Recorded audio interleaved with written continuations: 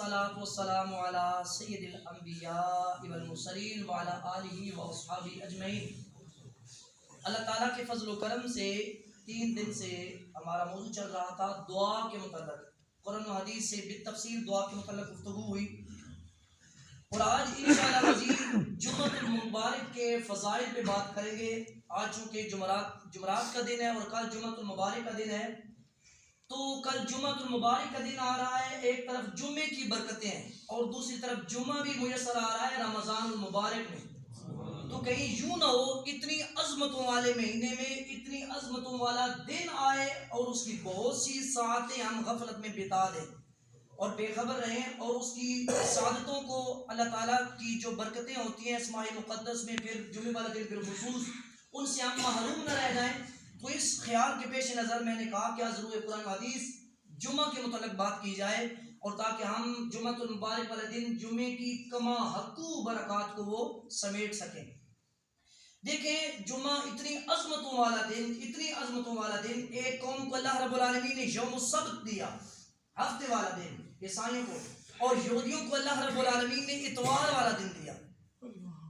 اہل کتاب میں سے ایک گروہ وہ ہے جن کے لیے خاص ہے دن ہفتے والا، ایک وہ ہے جن کے لیے اللہ رب العالمین نے خاص کر دیا اتوار والا دن، اور مسلمان وہ ہیں جن کے لیے اللہ تعالیٰ نے خاص کیا جمعۃ المبارک والا دن۔ اور یہ وہ دن ہے جس دن کو میری کملی والے آقا حضور حضرت محمد مصطفیٰ صلی اللہ علیہ وسلم نے سید الایام قرار دیا ہے، سارے دنوں کا سردار۔ یہ وہ دن ہے جس دن کو اللہ رب العالمین کے محبوب علیہ السلام نے حج المساکین، مساکین کے لیے حج کا دن قرار دیا ہے، اور یہ وہ دن ہے جس دن کو اللہ رب العالمین نے یوم العید، عید کا دن قرار دیا۔ مساکین کے لیے حج کا دن، عید کا دن، سید الایام، سارے دنوں کا سردار۔ اور ایک حدیث پاک کے لفظ ہے میرے کملی والے آقا صلی اللہ تعالی وسلم کی حدیث پاک ہے، میرے صحابہ جمعے والے دن مجھ پہ کثرت سے درود پاک پڑھا کرو، یہ یوم مشہود ہے۔ یوم مشہود کا مطلب فرمایا یہ میری بارگاہ میں کثرت سے فرشتوں کی حاضری کا دن ہے۔ ویسے تو 1,40,000 فرشتے، 70,000 صبح 70,000 شام کو میرے کملی والے آقا حضور حضرت محمد مصطفیٰ صلی اللہ علیہ وسلم کے در ناز کی وہ حاضری دیتے ہیں، اور صبح سے لے کر شام تک فرشتے، پھر شام سے لے کر صبح تک برابر فرشتے جو ہیں وہ حضور نبی کریم صلی اللہ علیہ وسلم کی ذات پہ درود و سلام کا نذرانہ پیش کرتے رہتے ہیں سارے دنوں میں۔ لیکن فرمایا جب جمعۃ المبارک کا دن آتا ہے بطور خاص فرشتوں کی یہ میری بارگاہ میں حاضری کا دن ہے، تو تم کثرت سے درود پاک پڑھا کرو، یوں نہ ہو ملائکہ سب کچھ لے کے چلے جائیں اور تم معلوم ہی نہ رہ جاؤ۔ تو یہ حضور نبی کریم صلی اللہ علیہ وسلم نے بار صورت فرمایا، اور بہت سی حدیث ہے، ہم مقصد کی باتیں جو ہیں وہ لیں گے تاکہ زیادہ سے زیادہ میں فائدہ ہو سکے۔ دیکھیے جمعۃ المبارک کا دن اتنی سعادتوں والا، اتنی برکتوں والا ہے، اللہ رب العالمین نے پوری ایک سورت اس جمعۃ المبارک سے منسوب کر کے اپنے محبوب علیہ السلام کے قلب اطہر پہ نازل فرما دی، جسے ہم سورہ جمعہ کہتے ہیں، پارہ نمبر 28۔ اللہ رب العالمین جل جلالہ ارشاد فرماتے ہیں یا ایھا الذین آمنو، اے ایمان والو، اذا نودی للصلاۃ، جب اذان دی جائے، جب نماز کے لیے اذان دی جائے، من یوم الجمعۃ، جمعے والے دن، تو کرنا کیا ہے جی؟ سو جانا ہے، کاروبار اور زیادہ بڑھا دینا ہے؟ رب ذوالجلال فرماتے ہیں نہیں، فاسعوا الی ذکر اللہ، تو اللہ تعالیٰ کے ذکر کی طرف دوڑ کے آؤ۔ جب جمعے والے دن جمعے کی اذان دی جائے تو اللہ رب العالمین کے ذکر کی طرف بولیے کیا کرنا ہے جی؟ دوڑ کے آنا ہے، مراد جلدی۔ وذر البیع، اور بیع کو چھوڑ دینا ہے، خرید و فروخت کو چھوڑ دینا ہے، معاملات کو چھوڑ دینا ہے۔ یہ جو لفظ ہے وذر البیع، کہ بیع کو چھوڑ دینا ہے، خرید و فروخت کو چھوڑ دینا ہے جب جمعے کی اذان ہو جائے۔ تو ان لفظوں پہ فقہاء نے بڑا کلام کیا ہے۔ فقہاء نے یہاں تک لکھا ہے کہ جب جمعے کی اذان ہو جائے اس کے باوجود بھی جو خرید و فروخت جاری رکھتا ہے وہ اللہ رب العالمین کے اس حکم کی خلاف ورزی کرتا ہے، گویا کہ وہ بظاہر کما تو حلال کے طریقے سے ہے، لیکن اس کی حلال کی وہ روزی بھی کس میں کنورٹ ہو جائے گی؟ حرام، کیونکہ اللہ رب العالمین کے حکم کی وہ کیا کر رہا ہے؟ نافرمانی کر رہا ہے۔ جب اللہ رب العالمین کا یہ حکم ہے کہ چھوڑ دو، تو چھوڑ دینا خرید و فروخت کو، معاملات کو، یہ واجب ہو جاتا ہے۔ ذالکم خیر لکم ان کنتم تعلمون، رب ذوالجلال فرماتے ہیں یہ تمہارے لیے بہتر ہے، لیکن ایک شرط ہے، اگر تم سمجھ لو تو، اگر تم جان لو تو تمہارا بیع کو چھوڑ دینا، معاملات کو چھوڑ دینا اور فوراً اپنے کریم پروردگار عالم کے حضور حاضر ہو جانا، یہ تمہارے لیے کیا ہے؟ بہتر ہے۔ آگے رب ذوالجلال فرماتے ہیں کہ فَإِذَا قُضِيَتِ الصَّلَاةُ، ہاں جب تم نماز قائم کر لو، فَانْتَشِرُوا فِي الْأَرْضِ، تو زمین میں پھیل جاؤ، وَابْتَغُوا، اور تلاش کرو، مِن فضل اللہ، اللہ تعالیٰ کا فضل، مراد رزق۔ جب نماز تم قائم کر لو، یہ پابندی نہیں ہے کہ تم نماز جمعے والے دن صبح سے لے کر شام تک اور پھر رات تک سارے کا سارا ٹائم ہی جمعے والا دن بیٹھے رہو، یعنی پورا جمعے کا ایک دن نہیں کہا، مخصوص لمحات جو ہیں جب جمعے کی اذان دی جائے صرف اس وقت چھوڑنا ہے، آؤ جمعے کی نماز ادا کرو، پھر زمین میں پھیل جاؤ، پھر اللہ تعالیٰ کا فضل تلاش کرو۔ اور آگے فرمایا فَانْتَشِرُوا فِي الْأَرْضِ وَابْتَغُوا مِن فَضْلِ اللَّهِ وَاذْكُرُوا اللَّهَ كَثِيرًا لَعَلَّكُمْ تُفْلِحُونَ، اور اللہ رب العالمین کا ذکر کثرت سے کرتے رہو۔ نماز ادا ہو چکی ہے جمعۃ المبارک کی، ہم جا رہے ہیں جی، رستے میں کیا کرتے چلے جا رہے ہیں؟ اللہ تعالیٰ کا ذکر ہے کثرت سے، لَعَلَّكُمْ تُفْلِحُونَ، شاید کہ تم کیا پا جاؤ؟ فلاح پا جاؤ۔ اب جو ہمارے لیے یہ سمجھنے والی بات ہے کہ رزق کا مالک کون ہے؟ بولیے بلا، بولیے کون ہے؟ اللہ رب العالمین ہی رزق کا مالک ہے، وہی ہمیں حکم دے رہا ہے کہ جب اذان ہو جائے تو تم نے چھوڑ دینا ہے۔ جس نے رزق دینا ہے اس کے حکم کی خلاف ورزی کر کے ہم جو رزق کمائیں گے، بولیے اس میں برکت آ سکتی ہے؟ نہیں، برکت تب آئے گی جب اس کے آرڈر، اس کے حکم، اس کے فرمان کے مطابق ہم نے چھوڑ دیا، نماز کے لیے آئے، ہاتھ پھیلائے، جھولی پھیلائی، اللہ تعالیٰ سے مانگا، پھر چلے گئے، تو پھر دروازے انشاءاللہ رزق کے کیا ہو جائیں گے؟ کھل جائیں گے، پھر اللہ رب العالمین کا کرم ہوگا۔ حضرت سلمان فارسی رضی اللہ تعالیٰ عنہ آپ سے مروی حدیث پاک ہے، اور یہ بخاری شریف کے حدیث پاک ہے، اور اس حدیث پاک کو امام ابن ماجہ نے بھی نقل کیا سنن ابن ماجہ میں، اور اس حدیث پاک کو امام احمد بن حنبل، جو 4 بڑے فقہاء ہیں ان میں سے ایک چوتھا نام ہے حضرت امام احمد بن حنبل رضی اللہ تعالیٰ عنہ، آپ نے اپنی کتاب مسند احمد بن حنبل میں نقل کیا اس حدیث پاک کو۔ ان سلمان الفارسی قال قال النبی صلی اللہ تعالی علیہ وآلہ وسلم، حضرت سلمان فارسی رضی اللہ تعالیٰ عنہ آپ سے مروی حدیث پاک، کل میں نے کچھ دنوں پہلے حضرت سلمان فارسی رضی اللہ تعالیٰ عنہ کا ایک جملے میں تعارف کروایا تھا۔ یہ وہ ہستی ہیں جن سے حضور اتنی محبت کرتے تھے، اتنی محبت کرتے تھے، اتنی محبت کرتے تھے، فرماتے تھے سلمان و اہل البیت، سلمان من اہل البیت، سلمان ہمارے اہل بیت میں سے ہیں، اتنی محبت ان سے کرتے تھے میرے کملی والے آقا۔ آپ سے مروی حدیث پاک ہے، وہ فرماتے ہیں کملی والے آقا صلی اللہ تعالی علیہ وسلم کا ارشاد پاک ہے، لا یغتسل رجل یوم الجمعۃ ویتطہر ما استطاع من طہر ویدہن من دہنہ او یمس من طیب بیتہ ثم یخرج فلا یفرق بین اثنیہ ثم یصلی ما کتب له ثم ینصت اذا تکلم الامام الا غفر له ما بینہ و بین الجمعۃ الاخرى۔ میرے کملی والے آقا صلی اللہ تعالی علیہ وسلم شاہ فرماتے ہیں کہ جمعے والے دن جب کوئی ایک بندہ غسل کرتا ہے، بولیے کیا کرتا ہے جی؟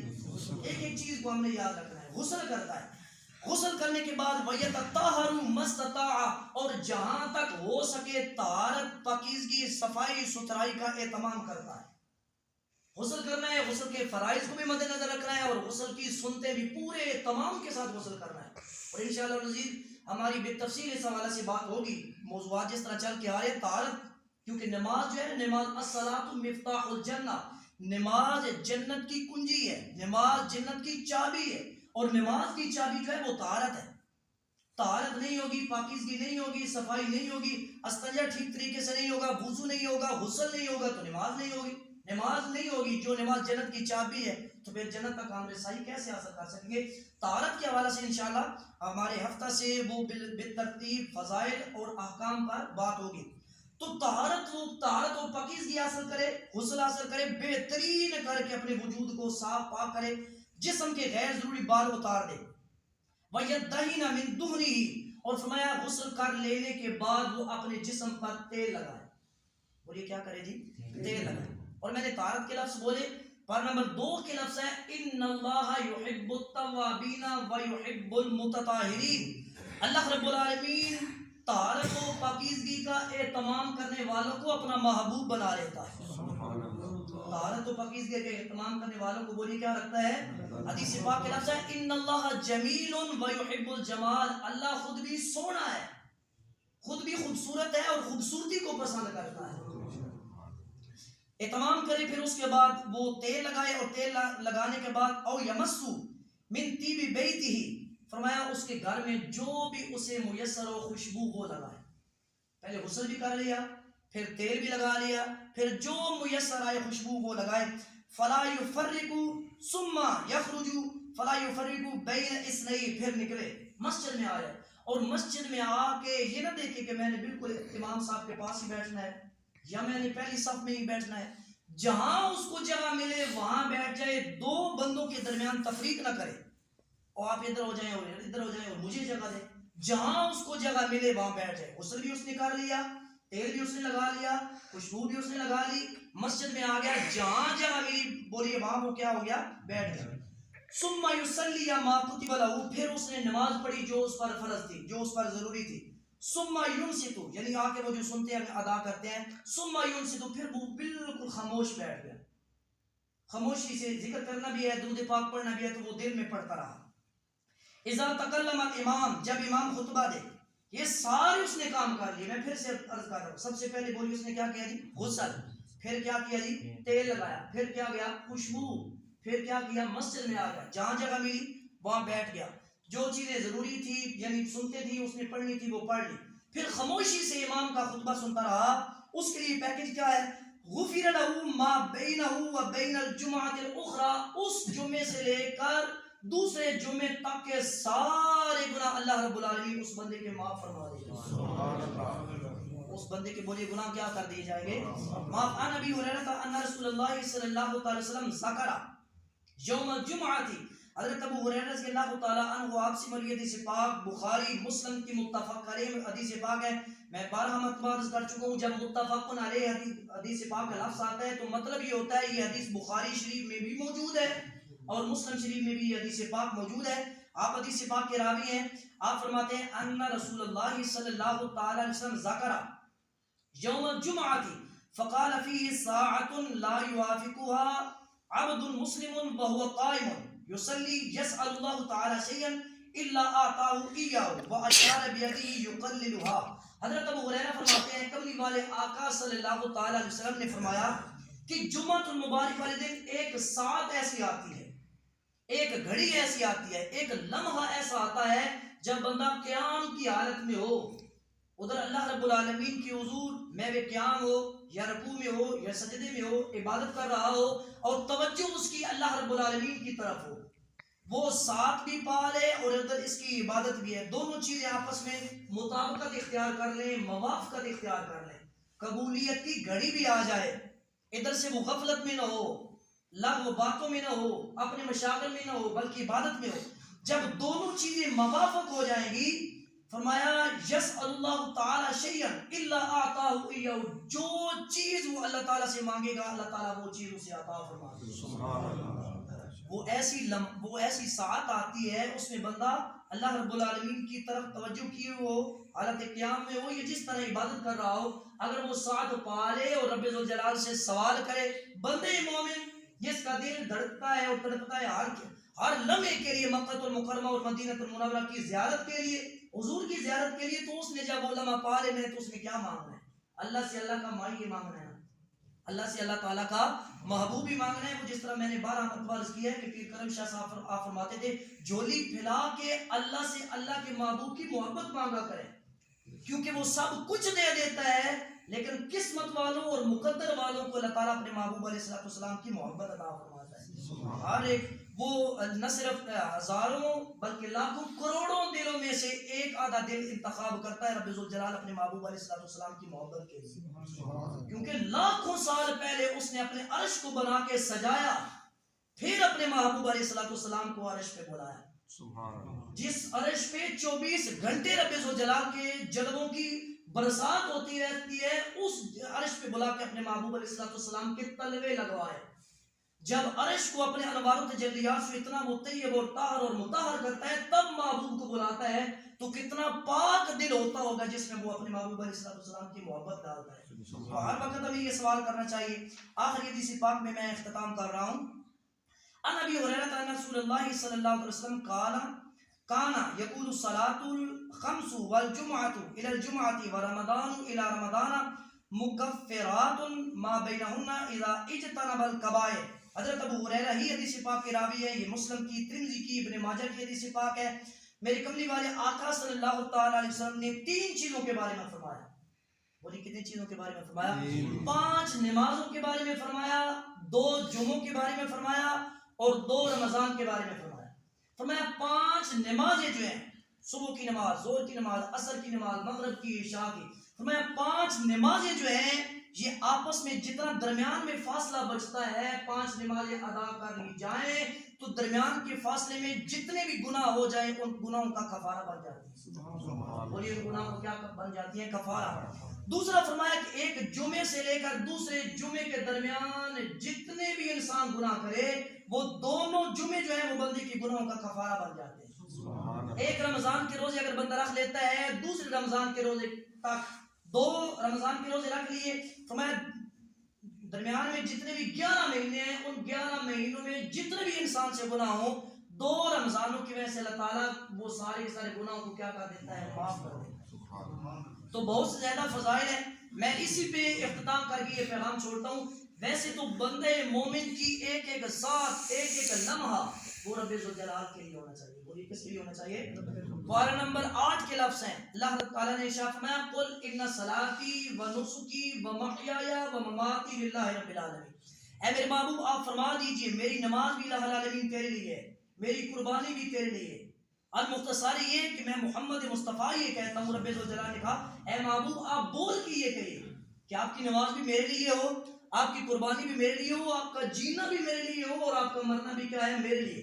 بندے مومن کی زندگی کے سارے لمحات ہی بولی کس کے لیے ہونے چاہیے؟ اللہ رب العالمین کے لیے ہونے چاہیے. لیکن کم از کم ہم چونکہ وہ تقوی اور ایمان کی تکمیل کی اس سطح پر نہیں ہے، ہمارا ایمان بڑا کمزور ہے، تو کم از کم وہ سارے لمحات نہیں، وہ سارے دن نہیں تو ایک دن آتا ہے جمعۃ المبارک کی رات ہی سے اہتمام ہو یار کل میری جو ہے وہ میرے کریم پروردگار عالم سے ملاقات کا دن ہے. تو پورے اہتمام کے ساتھ جب ہم دعوتی ولیمہ میں جاتے ہیں یا کسی اور دعوت میں جاتے ہیں، کسی دوست کو ملنے کے لیے جاتے ہیں تو کپڑے سب سے بہتر ہوتے ہیں، خوشبو لگی ہوتی ہے، بڑی فرحت و انبساط کے ساتھ ہمارے چہرے پہ بشاشت ہوتی ہے، ہمارے چہرے پہ خوشی ہوتی ہے ہم اپنے دوست کی ملاقات کے لیے. او بھائی دوست کی ملاقات کے لیے ہم اتنے اہتمام سے جائیں اور کریم پروردگار عالم کی ملاقات کے لیے ہم کیسے آئیں؟ تو جمعۃ المبارک جو ہے یہ کریم پر، ویسے تو ہر نماز رب ذوالجلال سے ملاقات ہے لیکن جمعہ جو ہے یہ بطور خاص ملاقات ہے. دیکھیے ہماری حالت کیا ہے، صرف امام صاحب سلام پھیرتے ہیں جمعے والے دن اور ہم کہاں جاتے ہیں؟ دعا تک نہیں مانگتے، وہ جو اضافی سنتے ہیں نفل ہیں وہ تک ہم نہیں پڑھتے. تو دعا کو کریم پروردگار عالم مجھے آپ کو ہم سب کو یہ لمحات ہیں پھر کام نہیں آئیں گے جب ہم قبر میں چلے جائیں گے، حشر میں چلے جائیں گے. دعا کو کریم پروردگار عالم ان مقدس گھڑیوں سے ہمیں کما حق کو مستفید ہونے کی توفیق عطا فرمائے. الصلاۃ والسلام علیہ